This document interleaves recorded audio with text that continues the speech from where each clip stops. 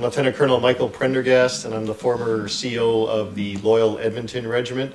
I was CO from April 2008 till April 2011, and currently I'm the Senior Reserve Advisor working at LFWA Land Force Western Area Headquarters in Edmonton for Deputy Commander of LFWA, Brigadier General Paul Bury.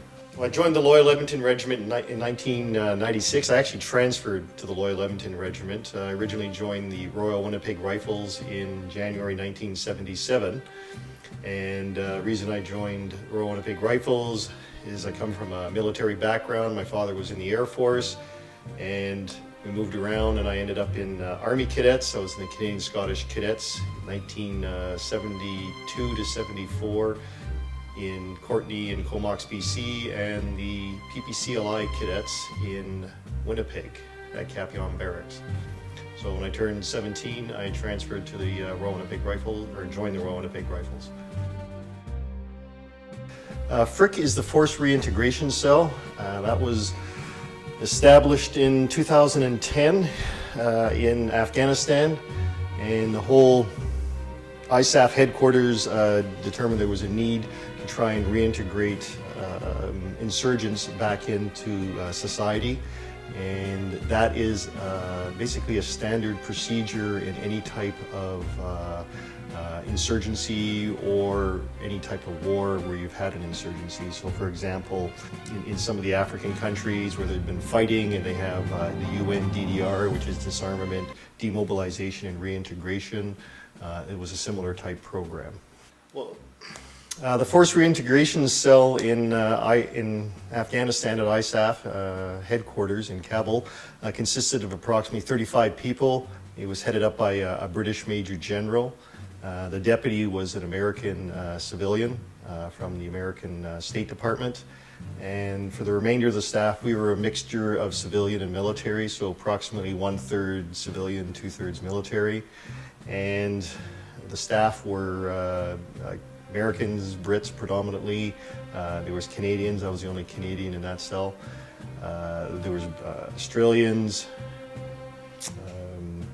French, Swedes, Germans, and again, same thing with the civilians. There was a mixture of civilians from different countries. There was no Canadian civilians there.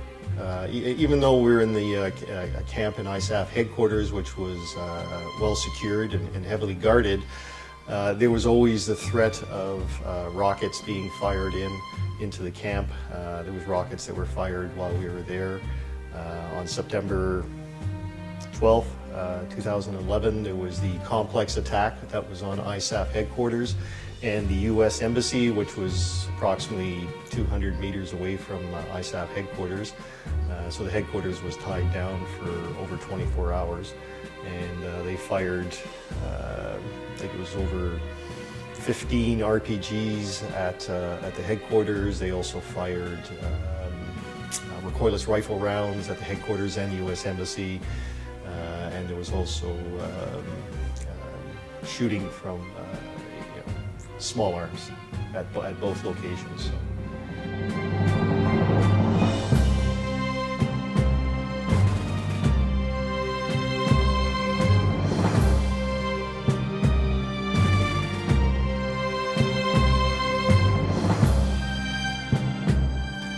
In 10 months, we had reintegrated 1,500, I think it was about 1,500 when I left in November, insurgents. The majority of them were in the north and the west. We were only just starting to make inroads in the east and the south, which was basically Taliban country, and a little bit more harder to make inroads in there. But when I left, we were starting to get insurgents who were basically tired of fighting.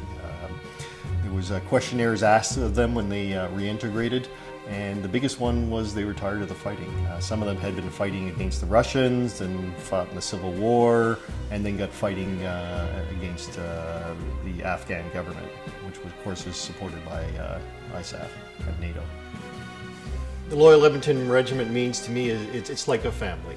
It's a family of soldiers who are all in the infantry, and infantry being one of the hardest I shouldn't say one of, it is the hardest trade. Of course, there's variations on that with airborne infantry and special operations regiments, which is a lot tougher. I've been proud to participate in all the missions I've done, including going to Africa this year and teaching for 2 months. To me, that's the highlight of my reserve career over the years, is being able to deploy on operations.